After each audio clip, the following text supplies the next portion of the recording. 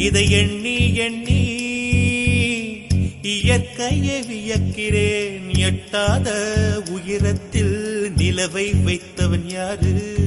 பெண்ணே